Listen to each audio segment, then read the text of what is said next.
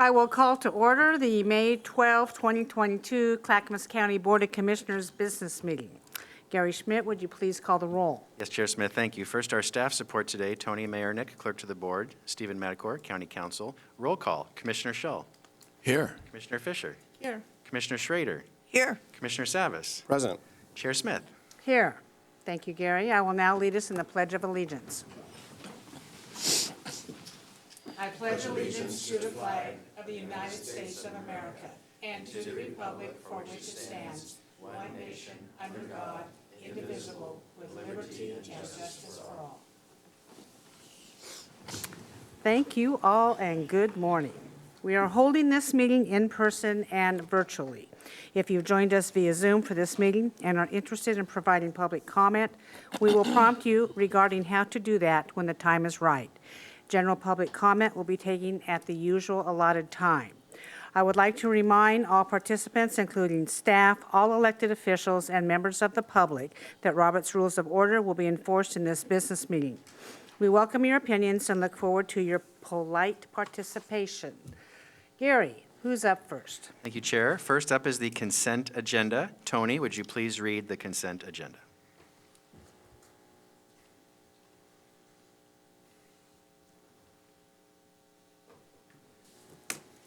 Clackamas County Sheriff's Office. Clackamas County Sheriff's Office, item 1, requesting approval of an amendment to the intergovernmental agreement between the Clackamas County Sheriff's Office and the Oregon Department of Transportation to increase the reimbursement percentage and reduce the matching fund requirement on the Oregon Motor Carrier Safety Action Plan. Amendment reduces the county's matching obligation from $3,747.50 to $1,250 and increases the reimbursement amount from $21,252.50 to $23,750. Agreement value remains at $25,000. Funding is through budgeted county general funds. Elected officials, item 1. Approval of the April 5th, 2022 business meeting minutes of the Board of County Commissioners. County Administration, item 1. Approval of a fiscal year 2022 to 2023 work and financial plan with the U.S. Department of Agricultural Wildlife Services for predator management. Agreement not to exceed $125,049.16. $87,854.60 funded through budgeted county general funds, $37,194.56 funded through state and federal funds. Finance, item 1, approval of a resolution acknowledging expenditures in excess of appropriations and describing corrective action in accordance with ORS 297.466 in the omission of a major fund, both of which occurred in fiscal year 2021. Excess expenditures totaled $299,928, funded through a grant to the Department of Health, Housing, and Human Services. No county general funds are involved. Health, Housing, and Human Services, item 1, approval of a low-income household water assistance program agreement with Water Environment Services for payment of wastewater services billing on behalf of eligible low-income households. Agreement value not to exceed $840,019, subject to further appropriations. Funding is through the Oregon Department of Housing and Community Services. No county general funds are involved. Item 2, approval of a low-income household water assistance program agreement with the City of Molalla for payment of water and wastewater services billing on behalf of eligible low-income households. Agreement value not to exceed $840,019. Subject to further appropriations. Funding is through the Oregon Department of Housing and Community Services. No county general funds are involved. Item 3, approval of a low-income household water assistance program agreement with Oak Lodge Water Services for payment of water and wastewater services billing on behalf of eligible low-income households. Agreement value not to exceed $840,019. Subject to further appropriations. Funding is through the Oregon Department of Housing and Community Services. No county general funds are involved. Item 4, approval of an amendment to federal subrecipient grant agreement with the Father's Heart Street Ministry for services to continue the non-congregate hotel shelter program. Amendment value is $124,717. New total grant value is $558,082. Funding is through the U.S. Department of Housing and Urban Development and Oregon Department of Housing and Community Services. No county general funds are involved. Item 5, approval of a non-federal subrecipient grant agreement with Zor Evangelical Lutheran Church to provide warming center services. Total grant value is $55,005. Funding is through the Oregon Department of Housing and Community Services. No county general funds are involved. Item 6, approval of amendment to the 2022 intergovernmental agreement with the Oregon Health Authority for the operation and financing of community mental health, addiction treatment, recovery and prevention services, and problem gambling programs. Amendment value is $501,856.35. New total agreement value is $9,584,419.14. Funding is through the Oregon Health Authority. No county general funds are involved. Technology Services, Item 1, approval of an amendment to a service level agreement with Clackamas County Fire District Number 1 to include a new dark fiber lease on the Clackamas Broadband Exchange. Amendment value is $3,060 annually. Total annual agreement value is now $12,180. Funded through reimbursement by Clackamas County Fire District Number 1. No county general funds are involved. Item 2, approval of a service level agreement with the Oregon Trail School District for dark fiber leases on the Clackamas Broadband Exchange. Amendment annual value of the agreement is $18,360. Funded through reimbursement by the Oregon Trail School District. No county general funds are involved. Transportation and Development, Item 1, approval of a contract with S2 Contractors Incorporated for the Salmonberry Drive paving project. Contract value is $201,630. Funding is through the County Road Fund. No county general funds are involved. Madam Chair, that concludes the consent agenda. Thank you, Tony. Does any commissioner wish to remove anything from the consent agenda? Seeing none, I'll entertain a motion. I move we approve the consent agenda. Seconded. Commissioner Schrader has moved for approval of the consent agenda, and Commissioner Scholl has seconded. Any further discussion? Tony, please call the poll. Commissioner Scholl, Aye. Commissioner Fisher, Aye. Commissioner Schrader, Aye. Commissioner Savas, Aye. Chair Smith. Aye, motion passes 5-0. I will now recess as the Board of County Commissioners and convene as a Water Environment Service Board for the next item. Tony? Next is the consent agenda for Water Environment Services. Tony, please go ahead. Water Environment Services, Item 1, approval of a low-income household water assistance program agreement with Clackamas County for reimbursement of wastewater services billing on behalf of eligible low-income households. Agreement value not to exceed $840,019, subject to further appropriations. Funding is through the Oregon Department of Housing and Community Services. No county general funds are involved. Item 2, approval of a board order authorizing purchase of standby diesel and natural gas generator and load bank to provide backup power to designated buildings at the Tri-City Water Resource Recovery Facility and delegating limited authority to the county administrator and the Department of Finance to complete the purchase. Contract value is $173,271. Funding is through Water Environment Services capital funds. No county general funds are involved. Thank you, Tony. Does any commissioner wish to remove any item off the consent agenda? Seeing none, I'll entertain a motion for approval of the Water Environment Services consent agenda. I moved. Second. Commissioner Scholl has moved for approval of the West consent agenda, and Commissioner Schrader has seconded that motion. Any further discussion on this item? Seeing none, Tony, please call the poll. Commissioner Schrader, Aye. Commissioner Fisher, Aye. Commissioner Savas, Aye. Commissioner Scholl, Aye. Chair Smith. Aye, motion passes 5-0. I will now adjourn as the Water Environment Services Board and reconvene as the Board of County Commissioners. Gary, what's next? Thank you, Chair. Next is a presentation. We have an elections update from Clackamas County Clerk Sherry Hall. So Sherry, if you and your team would please come forward.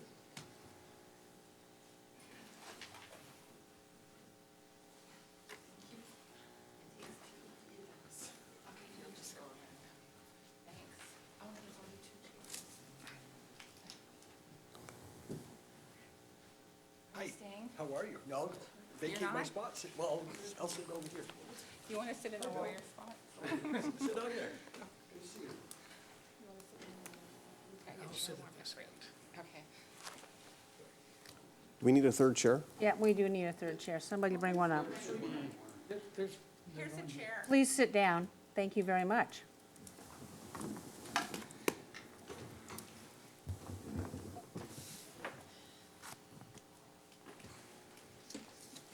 Clerk, please introduce yourself, and you may continue. Okay, I am Sherry Hall, the elected Clackamas County Clerk. And I'm going to have the next two introduce themselves and give their connection to elections.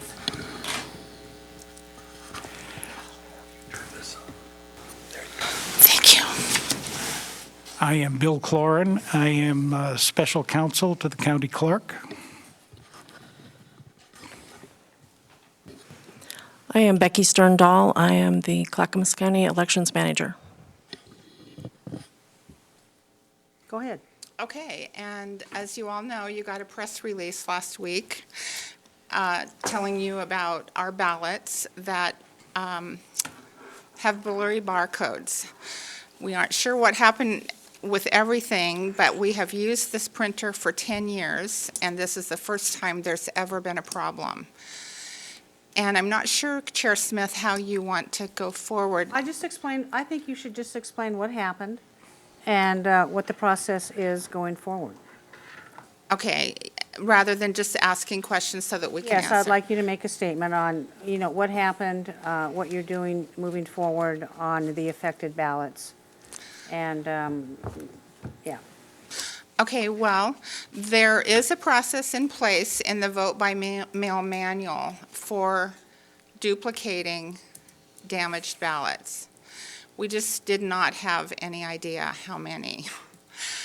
And the first notice we have of this problem was on Tuesday of last week, May 3rd. We started opening ballots to prepare for tally, and then we were putting them in batches of 125, put the batch of 125 through the tally machine, and it kicked out, because it rejected 70 to 80 ballots out of those with the code that says unable to read barcode.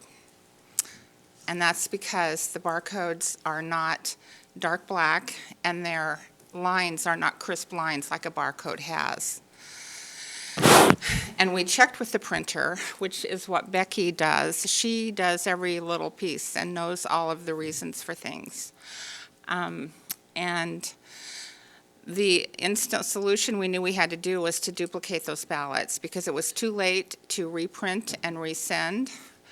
And so that's what we're doing. As the tally machine kicks the ballots out or rejects the ballots, we make that stack to set aside to be duplicated on an exact ballot like that.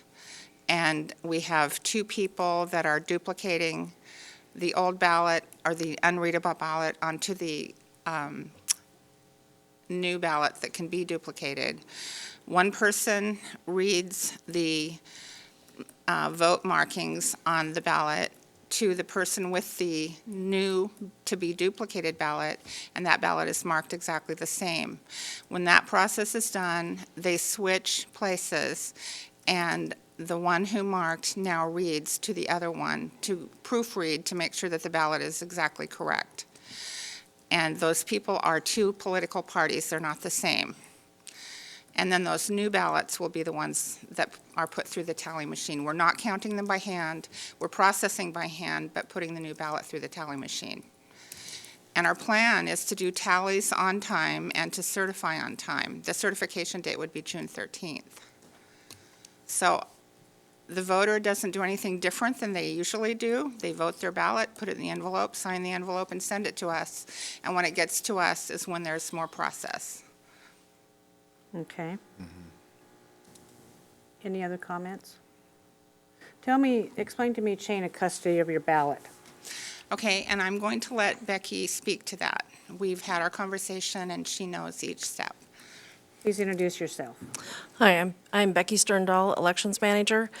Is there a specific portion of chain of custody All you're of it. interested in? All of it? All of it. From, From the time you prepare the ballot, it leaves Clackamas County election, and how that happens to the printer, how Okay. it's mailed, how you receive it. okay. So we generate every ballot in Clackamas County. Every ballot has a unique identifier, making it so it cannot go through the system more than once. So we generate every single ballot, all 300+ thousand of them here. We upload them on a secure FTP site to the printer because they are extremely large files.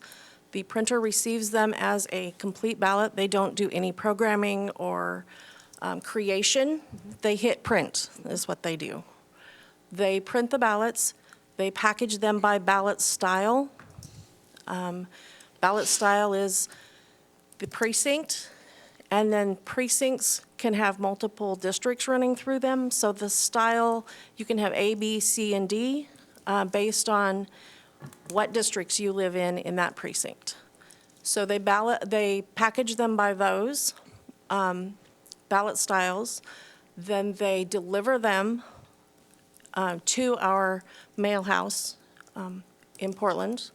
And then the mail house, we send them the file of registered voters along with the information that gets printed on the envelope you sign. We have staff that go and help facilitate. They insert the ballot and the envelope you sign, and if there's any other pieces of information, they insert those into the envelopes, the outside the envelope that comes to you, and then we go with them to the post office to drop them at the post office. So it's the post office and not the mail house? The mail house prepares them and takes them to the post office in a truck, and we go with them. Okay. We go with them to the post office, drop them at the post office, and then it's our partner, the Postal Service, who's in charge of them until we receive them back, or they go into a drop box where we pick them up. And then, so we pick them up from the post office because it would be an excessive burden on the county mailroom to receive 28 trays of ballots. So we go pick them up in the mornings from the post office, or our teams pick them up from the drop sites here around the county that we have in all the communities, and they bring them to our office. It's teams of 2 people from different parties that collect the ballots. They bring them back, they bring them into our facility, which is uniquely wonderful in our opinion, because once they enter our secure area, they do not leave until after the retention schedule is done 2 years after the election. Not every county has that opportunity. So once they come in, we run them through the scanner machine, the sorter machine that takes a picture of the side of the ballot where you sign, so we can check your signature against your voter registration signature, and then they move on. If the signature matches, they move on to be opened. If the signature does not match, if we question it, it is looked at by at least 4 sets of eyes before we send a letter to the voter, letting them know that there could be an issue. Everything that we question, the voter gets a letter. So they have an opportunity to address that. They move on to being opened in the next room. They flow through 3 rooms. They move on to be opened by teams of 2 to 4 people from different parties to remove them from the envelope, flatten them out, get them ready for scanning. The method we use for that is when the team receives their tray of envelopes, their batch of about 125, they turn the envelopes upside down so the voter's name is down. So as they remove the voter's materials from their envelope, they can't inadvertently match a vote to a voter's name. So it keeps that anonymous. Then they flatten out the materials and prepare them for scanning. They move on to a scanning room where we scan them into machines that cannot provide us with any kind of information at a contest level, only how many batches they've seen, how many ballots they've seen, and from what precincts, which allows us to be able to start scanning prior to Election Day because we have no access to any kind of results at that point. At that point, they are put into boxes and marked with their batch number. There's a batch number that follows them all the way from when we check the signature through scanning, so we can reconcile that every ballot that's come into the building has been processed all the way through. And then they go into storage for their retention schedule. Thank you. Sherry? You're Follow up? Or recount. We will do 3 administrative recounts after So the election. what percentage triggers a recount? Well, if the race is too close, What percentage of, it's It's 1/5 of 1%. of 1%. 1/5 But the state of- tells each county which 3 races to hand count, to make sure that our hand count is the same as the that's machine after the count. fact? That's Yeah, a that- security your measure. quality control after, that's, okay. So tell me something. On the issue of barcodes, there's 3 barcodes per ballot in Clackamas County, Yes. and they all have different information? Okay, one barcode is the election, that it is Identified that it's this What? election, yes. which election, and then the unique identifying number is, as our ballots are printed, that number is printed on it, and each ballot gets the additional number, so it's chronological. And that's really a security measure, because when you're scanning through a batch of 125 ballots, and then you set the batch down, and you might have 3 or 4 batches there, and you forgot which one you scanned, our machines will not ever take the same batch twice. So it can never be scanned through twice. And so that, and then the last number is the, Precinct. yeah, the precinct, which is the ballot style. And we had 447 ballot styles for this election, 447 different ballots, so went out, unique to the area. different ballot styles, right? So I'm curious, how many counties in Oregon use barcodes? Hart, Verity, Tally system, which is what we have. There are 3 counties that have that system: Oh, and those are? Marion, Yamhill, and Clackamas. Okay, that's interesting. So tell me, explain again, so it's very clear, the smudge ballots that have been kicked out by the machine that aren't readable. That aren't what? That aren't readable. What is your process for that? Okay, that's the duplication process that I talked Duplication. about. Can you To- explain that to me?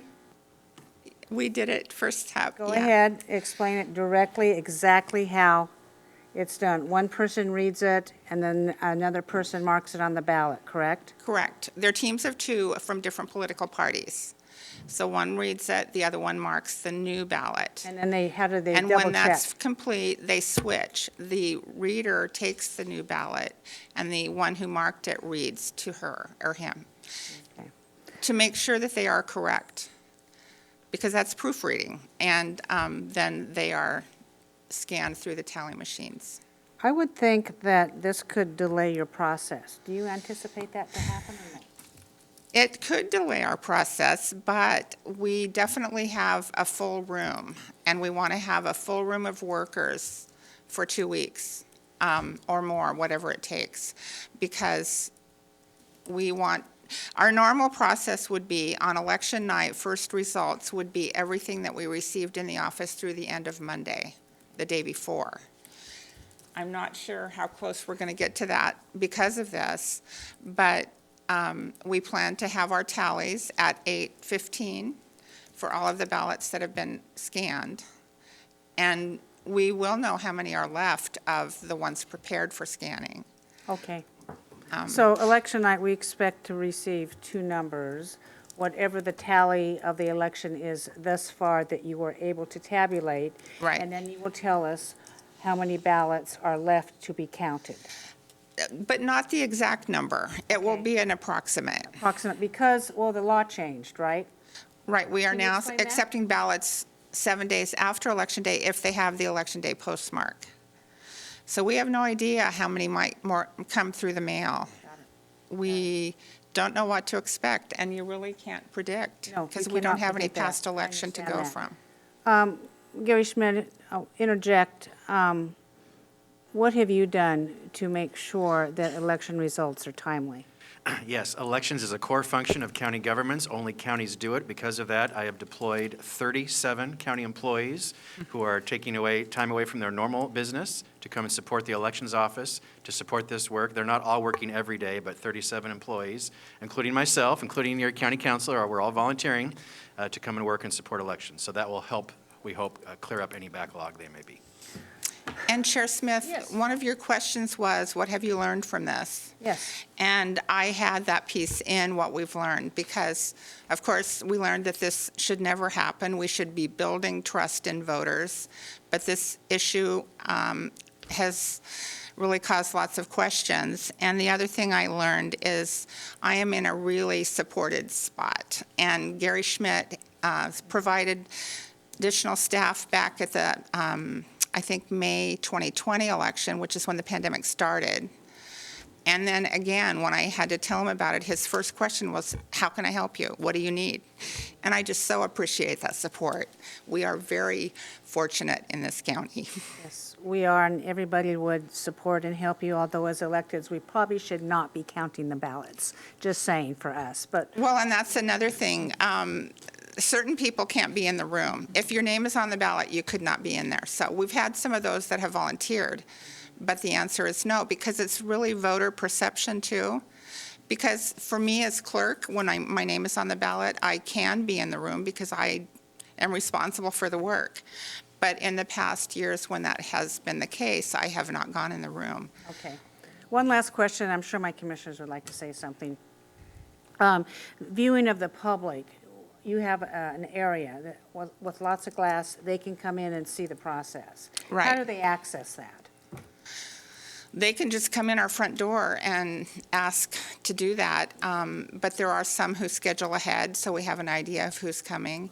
And we have a representative from both the Republican and the Democrat Party who recruit them and bring them in.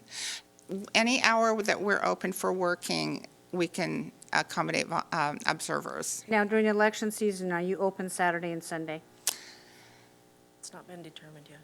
We haven't decided that yet. It depends on where we're at on Friday. But we have in the past worked on Saturday before Election Day. Okay, good. Well, that's all I have. There's Bill, do you wish to add anything? No.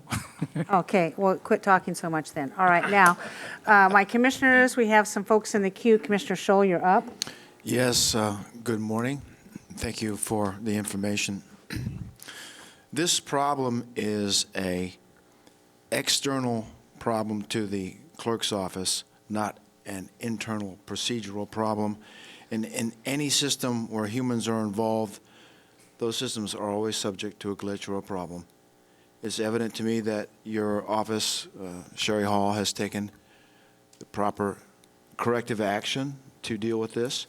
The county administrator has given you personnel to make up for the extra man hours. So I appreciate your quick problem solving and corrective action on this. Question is that if you are going to arrive at 13 June on certification day all done, do you have, with the personnel that the county administrator has supplied, enough personnel to compensate for the added man hours you're going to need on this? We have so many that county administrator has supplied that we, in fact, I had to tell him, you know, you can stop the requests because we have, you know, as many as we need. Part of it is space, but we have as many as we can use to fill our space. Okay. And there are some names that weren't called. So if we need more, we have that option too. Okay. I'm convinced that the voters in Clackamas County can rest assured that their vote will be counted timely and accurately. Yes. And that I appreciate your efforts on this. Thank you. Thank you, Commissioner Scholl. Commissioner Fisher, you're up. Yeah, thank you. Sherry, I appreciate you being here and for all of you being here to answer these questions. So important that we have confidence and trust in our elections. It's a core function of our democracy. It's of highest importance. Some questions that I have. You said that Verity is the provider for 3 counties. but- Heart Verity. Heart- Heart is the company, right? This is the type of And system. Heart Verity, what do they do? I wasn't understanding that. We purchased our tally system from them. Okay, So they provide the software and the machines. And then how about is there any standardization regarding the printer? Like, how many counties use this particular printer to print the ballots? We are the only county elections office in Oregon that uses that printer. And the way we decided to go with that printer is Hart certified printers. Because there has to be a certain quality of paper and toner and the certain pieces that go with that. The other two counties who use Hart Verity have printers, I think, in their own cities that can do the printing. Let me see here. I mean, I'm interested in quality control. So my first question is, Okay. why do we use this printer, and why isn't there some standardization or some criteria, maybe at the Secretary of State's level, to say these are the printers that are certified, qualified? It really has to do with the system you're using. And Hart has a printing guide, which is what the printer should go by. There is another piece that is a supply chain issue. And this was something that I talked to the top guy that I use in Hart, and they're in Austin, Texas. But he said, well, wait a minute. Did he say the paper was out of spec, or did the printer? When I talked to the printer. The printer? Okay. There's specifications for the paper that these ballots get printed on. This is what I wrote. Paper used that was out of specification should have been short grain paper. They ended up using long grain paper because the supply chain had no short grain paper available. The short grain is better for vote by mail because it's folded, and the folding with the grain, and it won't flick off toner if it's short grain paper. And the other thought is that the printer may have switched the original equipment manufacturer suggestion of toner, because the printer did tell us that their toner supply had changed 6 months before, and they were not notified. Okay, so So what's, we don't know all of the answers to that yet, but it plays into the problem of the printing on those ballots. okay, so it sounds like, from what you're saying, the printer made some changes that resulted in the blurred ballots. But what's our checks and balances? Do we have a quality control that we have these standards? Is there any type of approval process? Do we check with the printer? What's our quality control process to make sure that the standards set out are followed? That's something we will be working on. But the other thought with this is, when we started with this printer about 10 years ago, they were a Hart certified printer. But in 2020, Hart stopped certifying printers because they said it was just too difficult to manage, to make sure that their certified printers were doing every step in this process that needed to be done. So this is definitely something we will be working on, with how the printers should be doing their own quality control.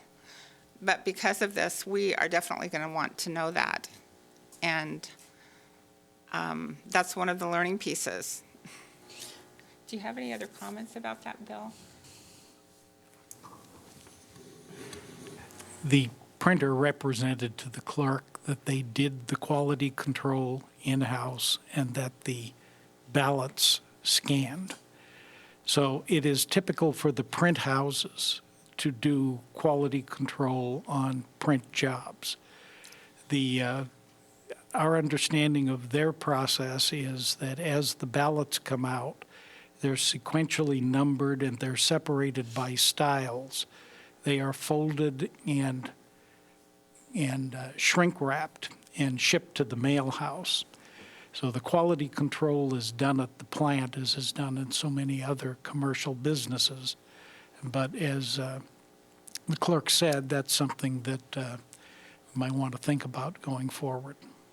So if the printer was responsible for the error, I mean, we had an agreement, we're going to get these ballots, they're going to work, we're going to be able to put them through our scanner, there are standards set up, you are supposed to follow them, you did the quality control, then what is our recourse? I mean, my first question, before you answer what is the recourse, I expect this is a cost to our system. Do we know what the cost is of diverting the 37 employees, the extra time, the extra effort that this has taken? Do we have a dollar figure on that? I have a comment to that.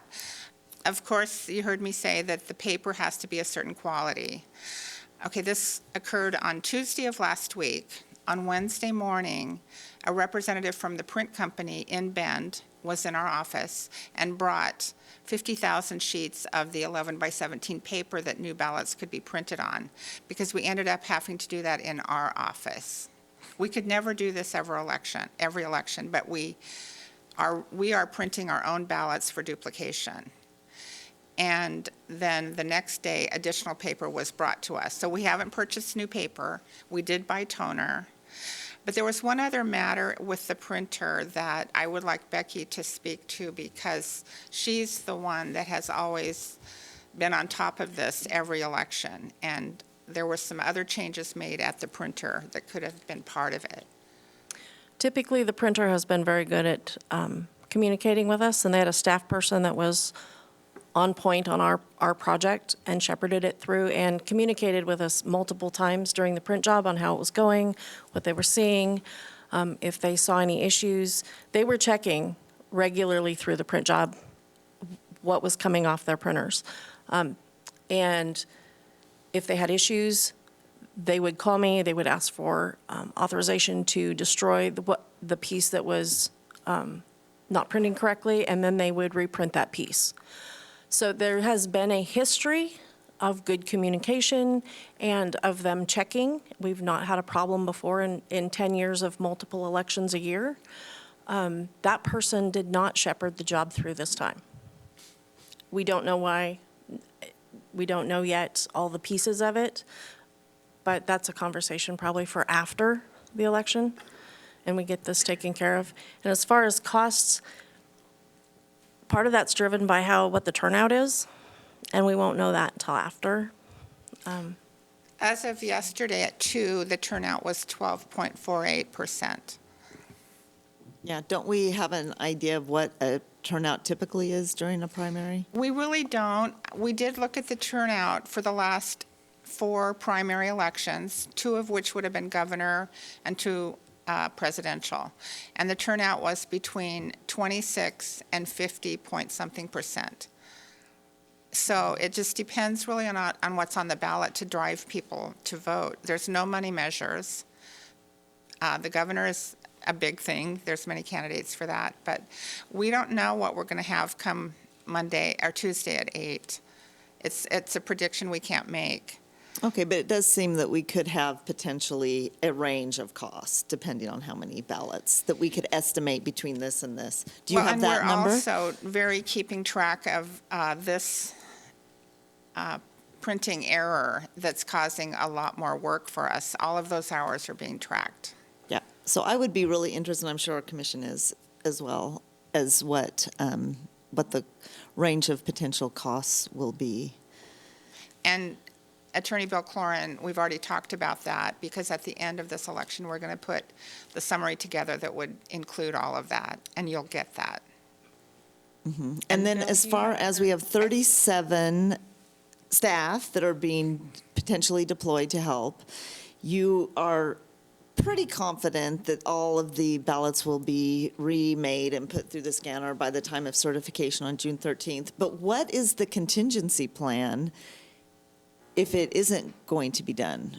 There's no way we can miss that date. Election dates are set in stone, just as the laws covering elections are, and we will do it if we are working 48 hours at a time. The election will be completed on time. So there's no backup? No. And we are used to that. Well, but you're used to it in a time when you're not having to remake all the ballots and run them through. That's the extra work with this election. In many elections, there's extra work with different pieces, depending on you know what happens. So how can we assure the public that this will be completed? I guess, I mean, this is a question maybe that the commission should opine, that we have regular updates, that we are having information regarding what percentage of the ballots have been processed.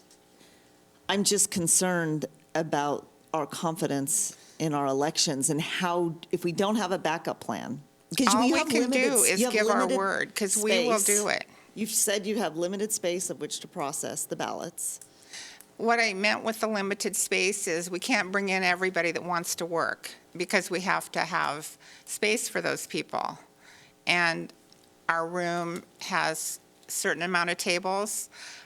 There needs to be some distancing, not the 6 foot like we had 2 years ago, but we will make it work. And that's all we can do is give our word.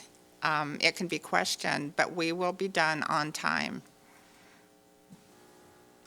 Okay, well, that's all I have for now. Thank you, Commissioner Fisher. Commissioner Savas, you're up.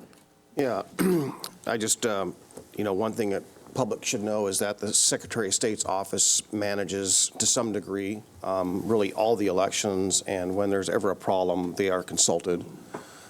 So that's something that everyone should know, similar to, a number of other jurisdictions. When the state runs something, they're subordinate to that. So in essence, the fact that as I read the article in the pamphlet media and the quotes from the Secretary of State, I have relatively confidence between the county's elections office and our staff and the additional staff that we provided here, along with working hand in hand with the Secretary of State's office, that we have this problem relatively under control. And I am sure that a vendor, whether it's Hart themselves as making the equipment or it's their printers, are going to do everything they can for their confidence of their business operations, that they're going to do their best to make sure something like this doesn't happen again.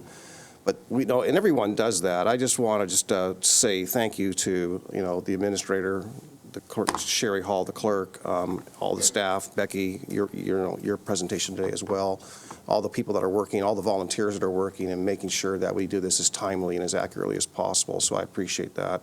It's unfortunate. This stuff does happen.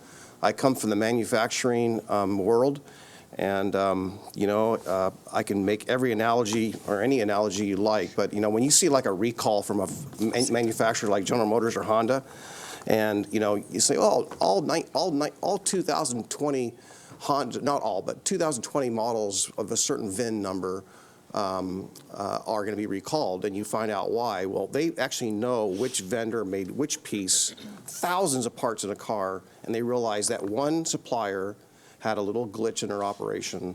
Does it reflect poorly on Honda? Hopefully not. But in the end of the day, the tracking and the ability to find the problem and the troubleshoot the problem is something that we got to have some confidence in the system. They'll get behind it. And I've done a lot of troubleshooting in my life because sometimes those problems aren't really realized. And as a purchaser of product in making components and so forth, I order a certain part, and one day the part that I get delivered, same part number, same everything, different vendor, inferior.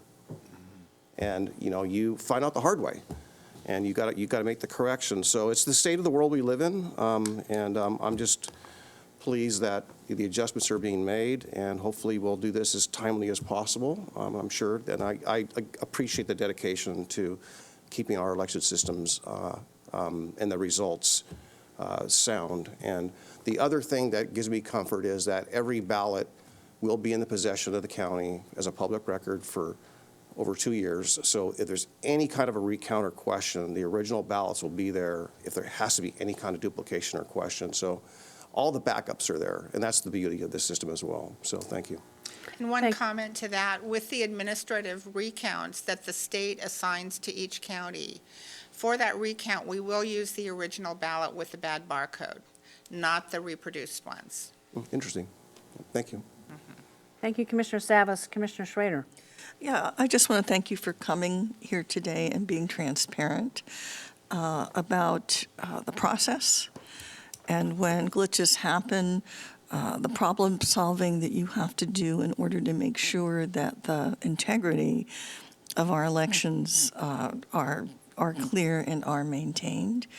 I know a number of folks who, through the years, have worked at the friends who I know of who do this work, and actually had a conversation with one of them last night, and it was very reassuring for me for them to tell me the process that you just described about how you're looking at ballots and double checking and marking, and that it is extremely methodical. It's straightforward, and the kind of folks that do this kind of work believe that it is something integral to our democracy and are doing an excellent job making sure that our elections are running appropriately. So, but I think it's great that you came here so the public knows that things are being taken care of and that we can trust the outcomes of this election.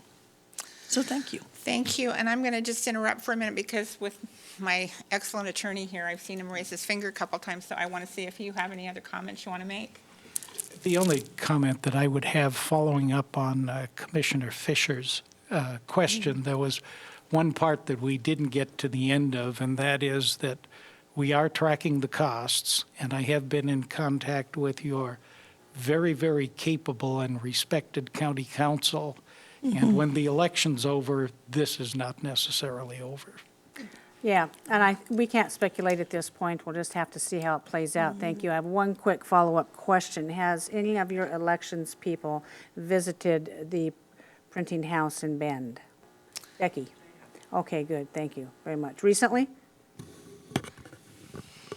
I did, I believe it was May of 2020.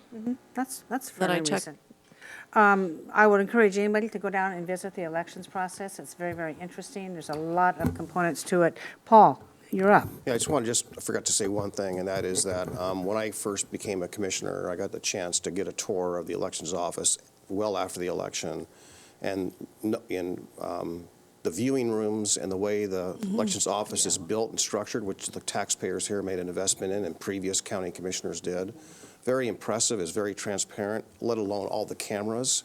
So everything is so secure, and I just want to just let people know that this is not counting in a back room. This is very, very transparent. Anyone can go to the elections office and the public, and those hours are for public viewing of the election. Sherry, can you just speak to that a little bit? Okay, we are open from 8:30 to 5. Sometimes we work late. But observers are allowed to be in our office all of our open hours, and they can watch the back, or they can be in the front office because we have people answering phones and reissuing replacement ballots. There's things that go on, and they can observe any part of it anytime we're open. Okay, great, thank you. Yeah, I was down Friday afternoon, spent quite a bit of time down there. You took me on a tour, showed me how the smudged ballots were identified with the piles, how they're segregated into piles, how those are kept, and then showed me through the entire process. And then I watched for quite a while in the viewing area where the public is allowed. People came in, some people, and they found it very interesting. I think once you go in and take a look at what's being done in Clackamas County, your angst just goes from here to, oh, okay, we're doing an okay job. And I do appreciate you coming here to talk. I'd like you to sit here a little bit longer, just in case we have some people on the line. Tony, I don't think we have anybody in the room testifying during this. Don't have anyone present in the room, Chair. I do have 2 registered to speak during public comment online. All right, then I'll go ahead and start the public communication portion of the agenda shall be limited to county business, which are properly the object of board consideration and should be nonpartisan in nature, as the BCC is a nonpartisan governing body under Oregon revised statutes and county code. Testimony is limited to 3 minutes. Comment shall be respectful and courteous to all. As a reminder, you can email submissions for public communication at bcc@clackamas.us, and these will be accepted as part of the public record. However, we will not be reading them at the business meeting due to time constraints. I will now open the meeting for public testimony. I don't see any in person. Tony, who do we have online? Madam Chair, my first registration is Deb Barnes. Ms. Barnes, please state your name and area of residence. You have 3 minutes. Good morning. My name is Deb Barnes. I am from Milwaukee. My question is this: why do we have an attorney for the county clerk when we already have one on staff for the county? Is that not a duplication of expense for the citizens of Clackamas County? Is that all, Deb, that you want to say right now? Well, I am concerned because this seems to have happened. We've had similar mistakes, and I'm not blaming them on anyone, but I'm trying to figure out why we continue to have some concerns coming from the most sacred of all of our agencies when it comes to voting rights. My concern is, how do we make sure that we do not continue to make or have mistakes made in this department when we really do treasure our right to vote? And as a voter who has voted in every election, I'm tired of seeing this issue of having concerns about our elections happen in Clackamas County on a semi-regular basis. And that's the only questions and comments I have. Thank you for letting me speak. Thank you, Deb. First of all, Bill Cloran, you can answer, why are you there? And then Sherry or Becky can follow up. Thank you, Chair Smith. The reason that we have separate counsel is because the election function is something that needs to be conducted free from any appearance of influence. As the special counsel to the county clerk, I work for the county clerk on election matters only. That doesn't mean that I don't talk to Mr. Madcore. I talk to Mr. Madcore pretty frequently. The Board of County Commissioners has things come up in the elections process, as do the commissioners, that are of specific concern to the county. They are political substantive matters independent of the election law, but involved in elections where the county can and should have a political position to take. What having special counsel does when we have to go to court on these kinds of things, and the advice is that I can go in and represent the elections perspective only, free from any influence. Mr. Madcore, on behalf of the county, can go into the court and represent the substantive position of the commissioners, which the commissioners were elected and given the authority to put out. And there's no question about where the advice is coming from. Thank you, Bill. Sherry, do you have a follow-up? Well, I love the situation of having Bill for elections. He knows things inside out that he's always the answer man for us. And he's been doing this for about 11 years. Right. And actually, he and Mr. Madcore do talk a lot, and I think they both appreciate each other's knowledge that they can share and work through issues. I think it's perfect to have this, and it was actually first suggested by our state election director a couple years before it happened. And it is really good to have this situation. Okay. Thank you. Tony, any other callers? My next caller is a Mark Johnson. Mr. Johnson, please state your name and area of residence. You will have 3 minutes. Mark Johnson. I live in Malala. So what I'm hearing, okay, and I'm going to come at this from a manufacturing systems analysis because manufacturing is a lot of my background. You've got multiple layers of vendors involved in this. The printing house is actually in Bend.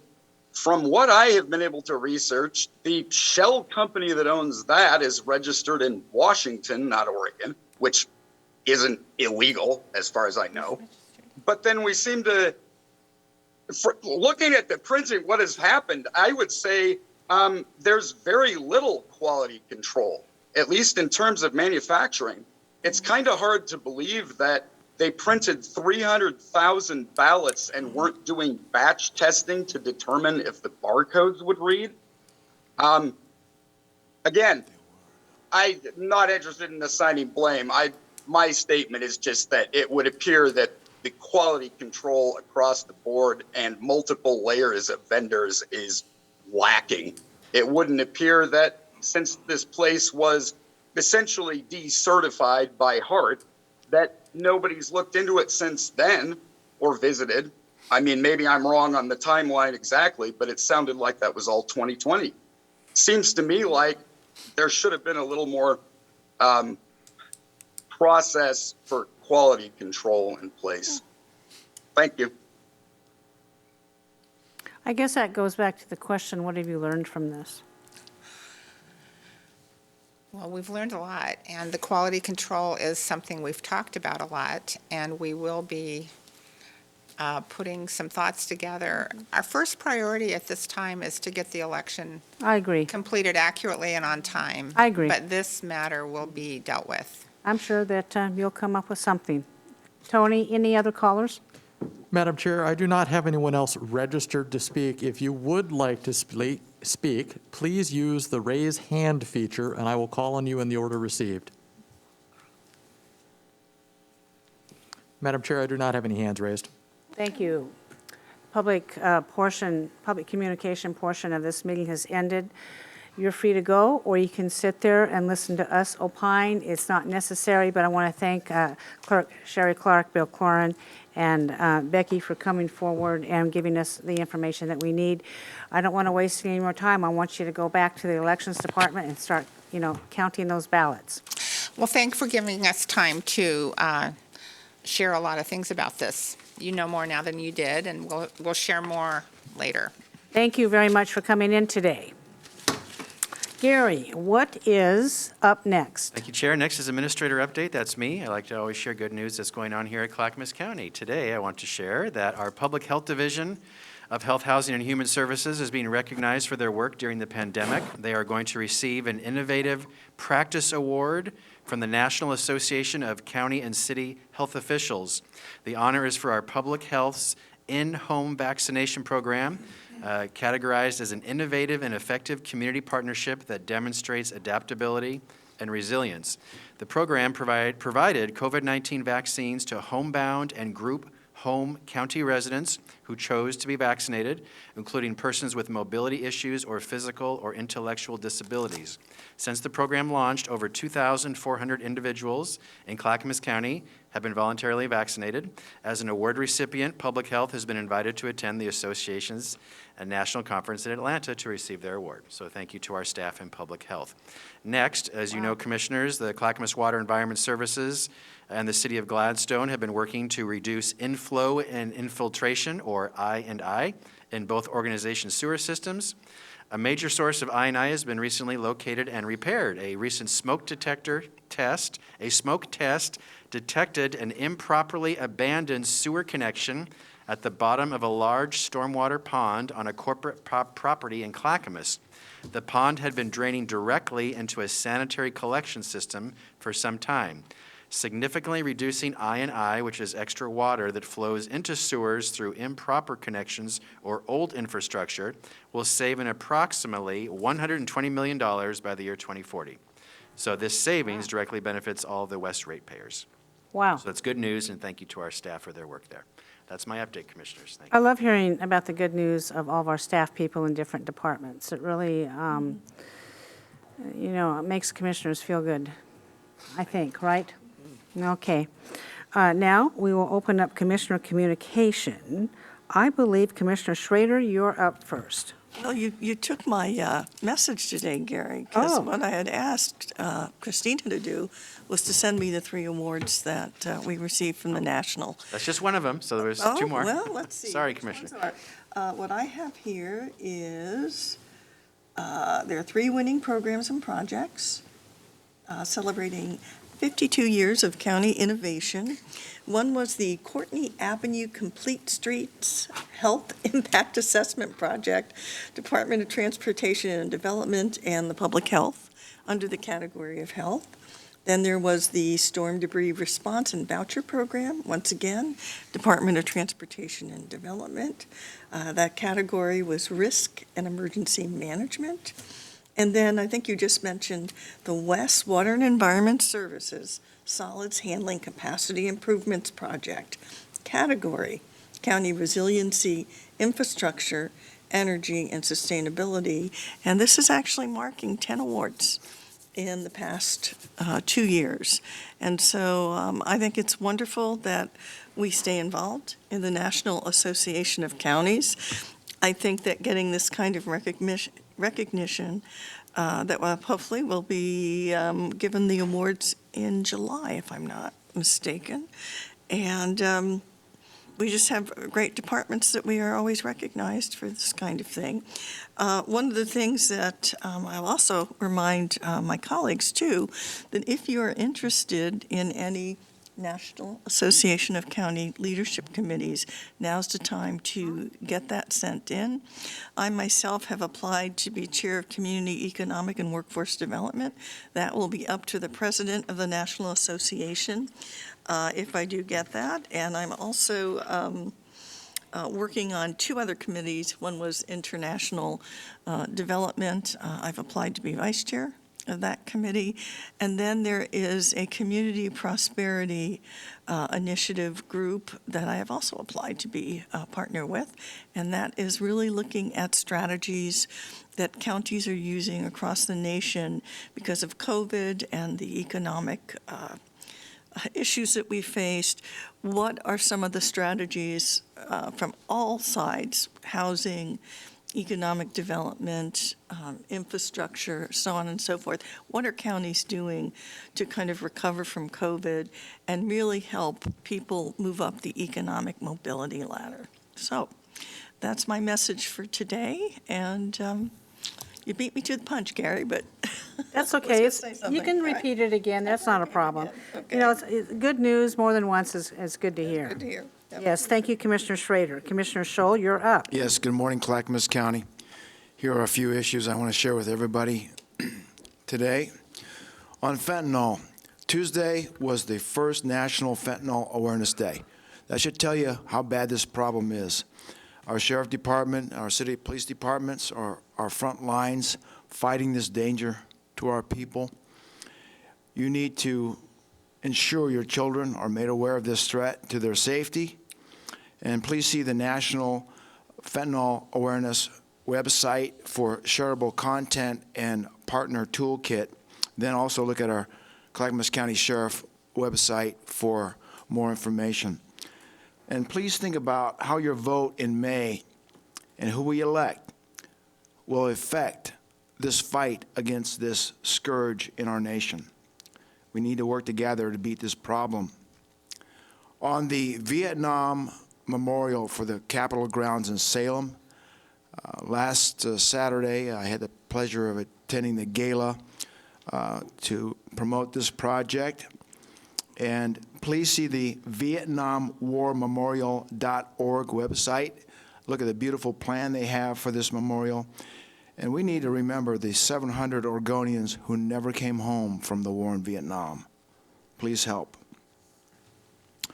On the Willamette Falls project, the Consolidated Tribes of the Grand Ronde have taken on a huge undertaking to bring this area, the Blue Heron area of the Willamette Falls, back to a place that, when this project is done, might resemble something that their forefathers experienced.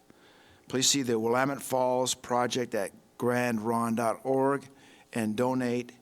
See how you can help to make this a reality. On tolling, it has not gone away. Despite our efforts to fight it, I hope that every citizen in Clackamas County is informed on the status of the potential for tolling, and see the ODOT, the Metro, and the Clackamas County websites for more information. And also contact your state rep, your state senator, and talk to your commissioners on your concerns and your ideas on the tolling issue. On the county budget for FY 22-23, The county staff is working on the budget. This budget, when adopted, will affect the services the people of this county will receive.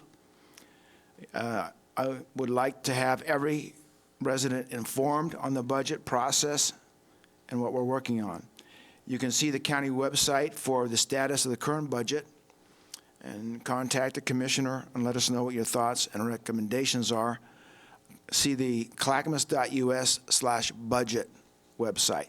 Also, budget deliberation week is the week of 23 May, and on 25 May, starting at 6 p.m., public comments can be taken, and we can hear your views and concerns about the budget. On the primary, we just heard from the clerk on the status of work at our clerk's office for this primary.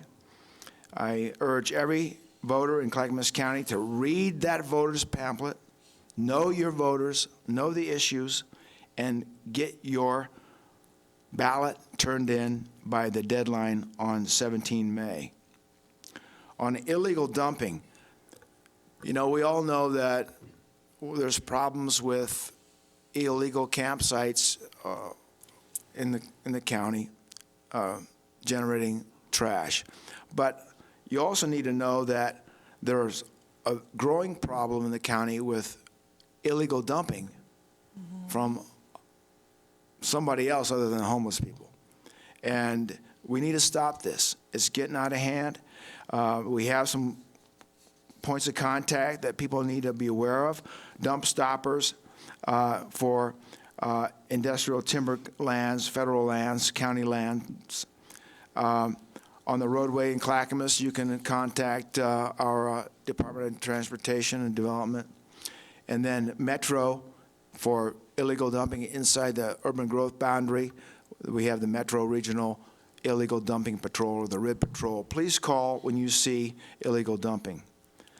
Another exciting thing that people need to be aware of is that yesterday a document went out regarding safety off the streets from our housing authority.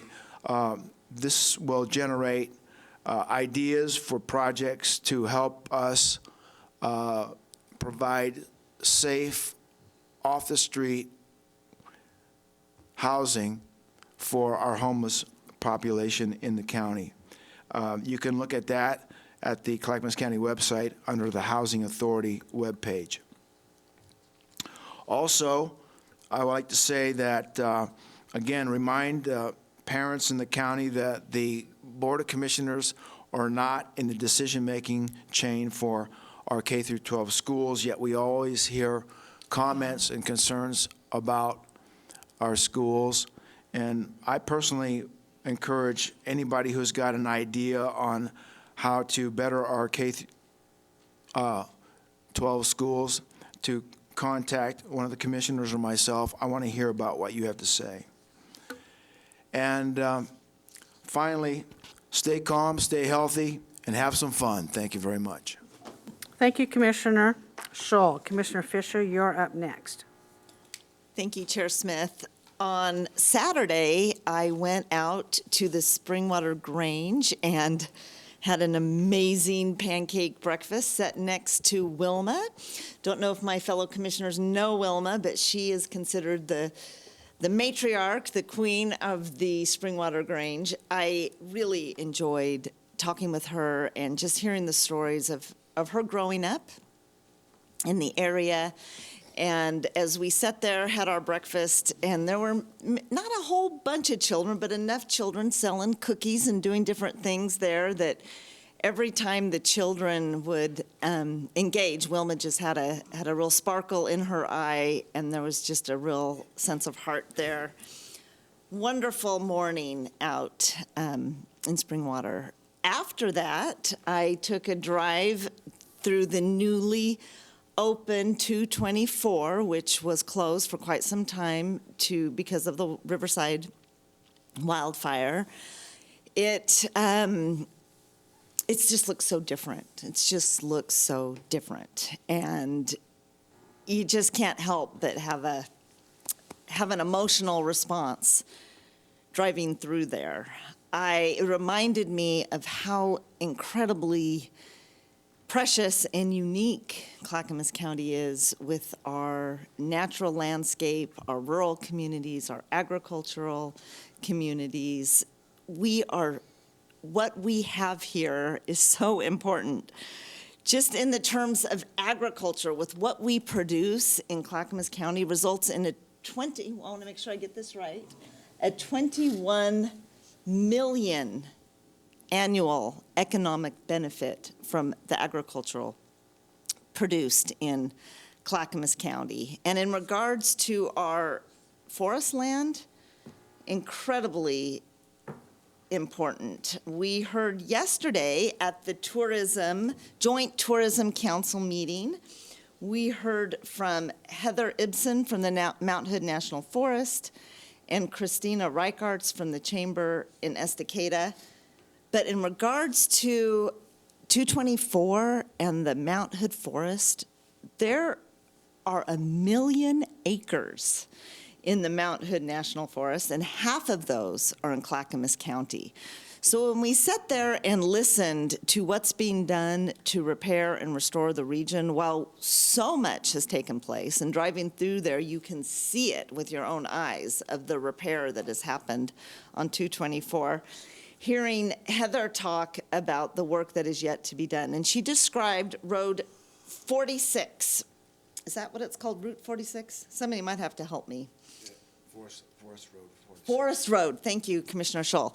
46, which links 224 to Detroit, and that is not going to be open for a while.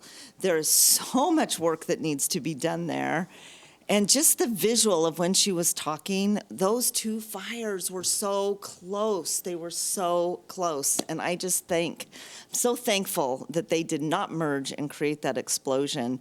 Because I remember back when that was a concern, I just started to pray.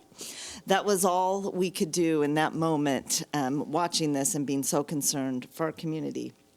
What really struck me when I drove through on 224, of course, we all go to Estacada first, and we get something to drink, we grab something at the store, we look around. You get ready to go on your excursion down 224 Highway. That fire is so close to Estacada. You can just see the burn so immediately. So it was really quite eye-opening to go there. I was really touched by by Christina Rickards talking about the chamber.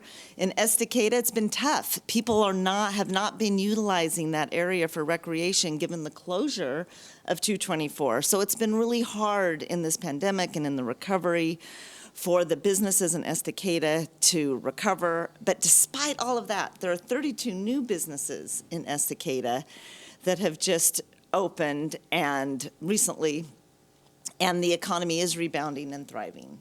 So I just want to say what we have here in Clackamas County is precious. Our natural landscape, our heritage, it is a priceless resource. It has come with great stewardship, great planning, great values from the leadership and the people of Clackamas County in preserving what is uniquely ours and must continue as we look into the future. And that's all I got today. Thank you, Commissioner Fisher. Commissioner Savas, you're up. Yeah, thank you. Just to build on that a little bit, we all attended that joint TDC meeting yesterday.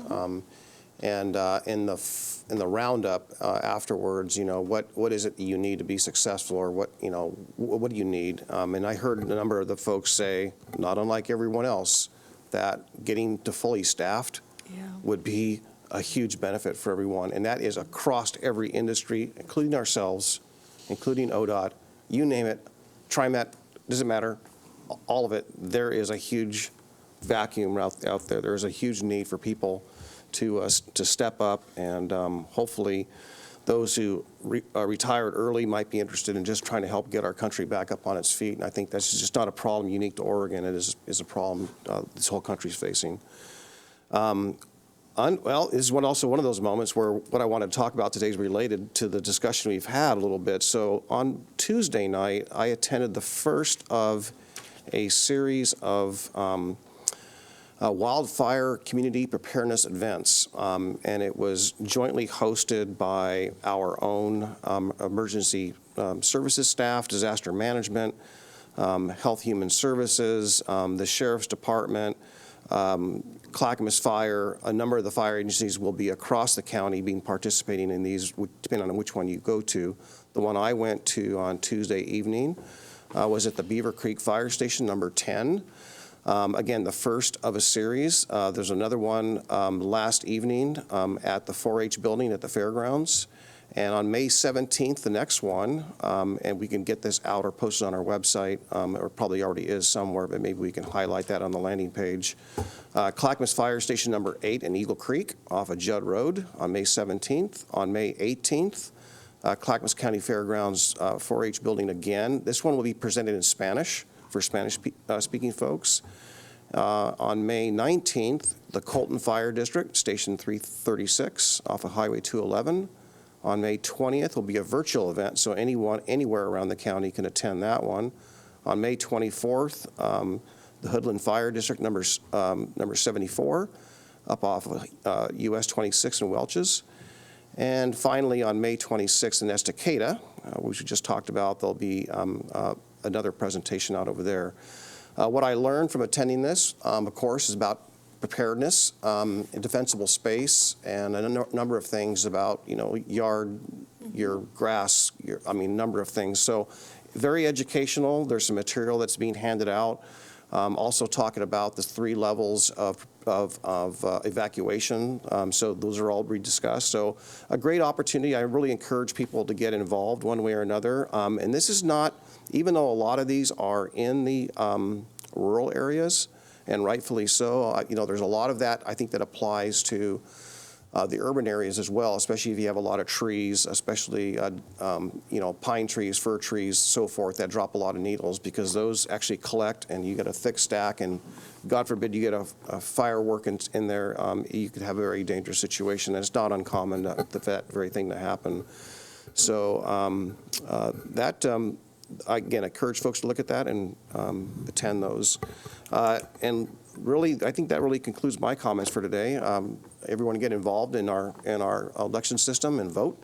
Ideally, you get those in the mail, I think no later than today, but that mailing deadline was extended, so the idea is to get them postmarked in the mail by May 17th. But ideally, there's drop boxes, and usually a lot of our libraries have drop boxes. And also, if you go to the elections website, you can find out where all the drop sites are for the drop boxes. And that concludes my comments, Chair. Thank you, Commissioner Savas. Just to keep you updated, this week I met with the Willamette Falls Locks Authority.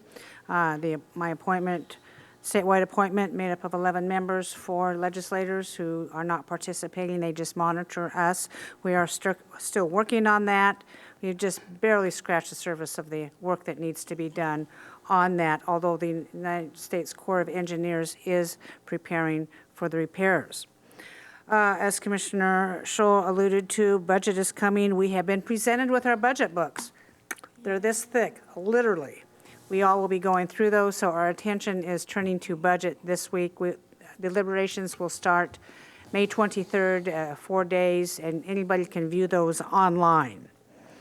In closing, I'd like to say, please take the opportunity to view our election process in Clackamas County.